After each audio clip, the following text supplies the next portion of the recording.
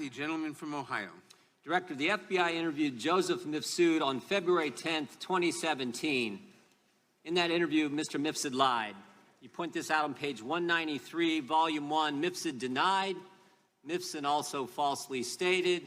In addition, Mifsud omitted. 3 times he lied to the FBI, yet you didn't charge him with the crime. Excuse me, did you say one? I'm sorry, did you say 193? Volume 1, 193. He lied 3 times. You pointed out in the report. Why didn't you charge him with the crime? I can't get into internal deliberations with regard who would or would not be charged a lot of other people for making a false statement. Let's remember this. Let's remember this. In 2016, the FBI did something they probably haven't done before. They spied on 2 American citizens associated with a presidential campaign, George Papadopoulos and Carter Page. With Carter Page, they went to the FISA court. They used the now famous dossier as part of the reason they were able to get the warrant and spy on Carter Page for a better part of a year. With Mr. Papadopoulos, they didn't go to the court. They used human sources. All kinds of, from about the moment Papadopoulos joins the Trump campaign, you got all these people all around the world starting to swirl around him.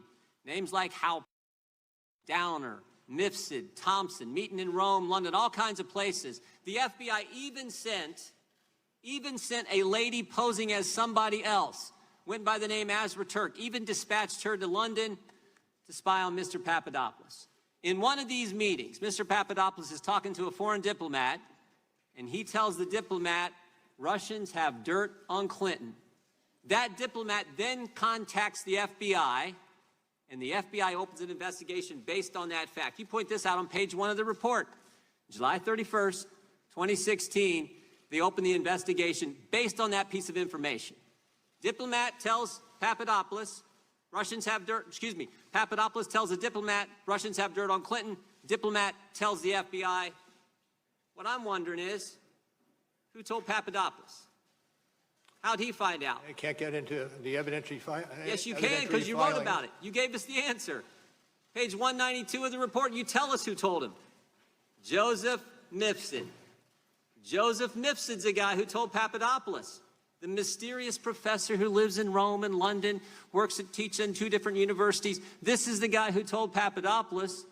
He's the guy who starts it all. And when the FBI interviews him, he lies 3 times, and yet you don't charge him with a crime. You charge Rick Gates for false statements. You charge Paul Manafort for false statements. You charge Michael Cohen with false statements. You charge Michael Flynn, a 3-star general, with false statements. But the guy who puts the country through this whole saga, starts it all for 3 years we've lived this now, he lies, and you guys don't charge him. And I'm curious as to why. Well, I can't get into it, and it's obvious, I think, that we can't get into charging decisions. When the FBI interviewed him in February, FBI interviews him in February, when the special counsel's office interviewed Mifsud, did he lie to you guys? Can't get into that. Did you interview Mifsud? Can't get into that. Is Mifsud Western intelligence or Russian intelligence? Can't get into that. A lot of things you can't get into. What's interesting, you can charge 13 Russians no one's ever heard of, no one's ever seen, no one's ever going to hear of them, no one's ever going to see them. You can charge them. You can charge all kinds of people who are around the president with false statements. But the guy who launches the guy who puts this whole story in motion, you can't charge him. I think that's amazing.